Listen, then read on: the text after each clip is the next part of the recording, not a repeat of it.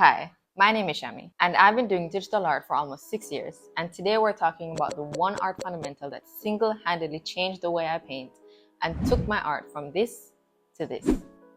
And we're gonna do it in less than 5 minutes. Used properly, this fundamental does more than help your paintings look better. It will help you control meaning, mood, and attention, or MMA for short. Let's begin with meaning. I'm going to flash an image in front of you and try to guess what it is. Ready? Okay.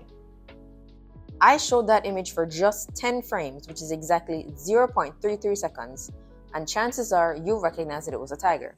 How is it that I showed it for less than a second and you still recognize what it was? This goes back to our instinctive survival mechanisms.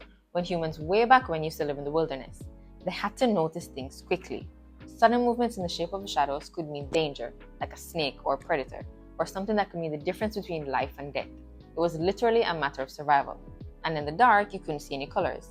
They relied purely on shapes of value. Value describes how light or dark something is.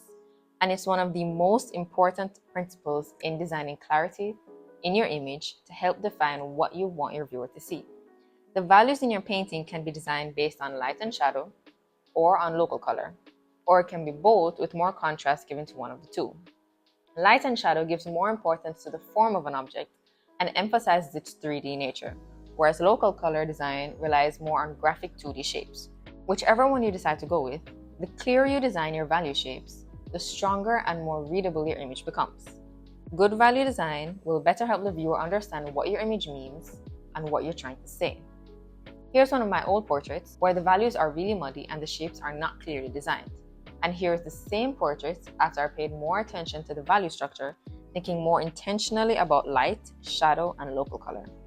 In this version, the value design is mainly based on the light and shadow pattern, but in this version, I gave more importance to the value relationship between the local colors.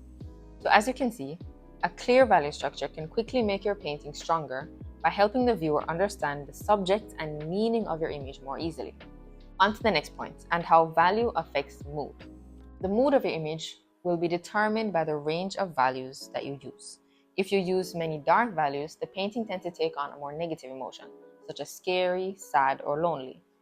These are called low-key paintings. On the other hand, paintings in the higher end of the value spectrum, or high-key paintings, tend to feel more positive and bright and peaceful. Value also affects mood through value contrast, which is the difference between light and dark values in your painting. The farther apart the lightest and darkest value in your painting, the stronger the value contrast and the more dramatic and intense the image will become.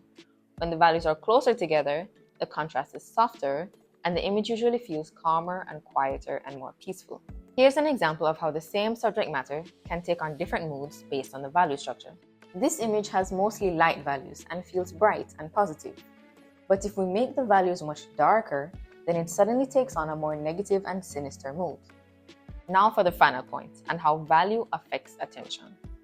Art at its foundation is a form of entertainment, so part of our job is to hold the viewer's interest and give them something clear and engaging to look at.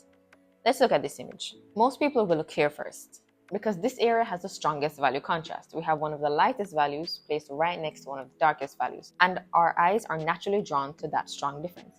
But if I move that same value contrast to another part of the painting, I can shift the focal point completely and suddenly the viewer's attention goes somewhere else.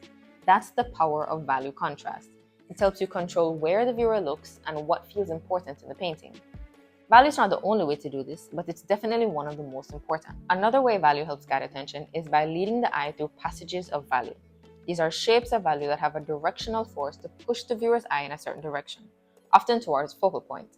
Here's another example where we see these shapes of value and their estimated forces help lead the eye towards the point of interest here. You can practice this concept by doing simple abstract 3-value studies, just focusing on the design of shapes and value to help lead the eye towards focal point. Here's some other exercises you can do to help practice the other concepts as well. You can download the full study guide in the link in the description.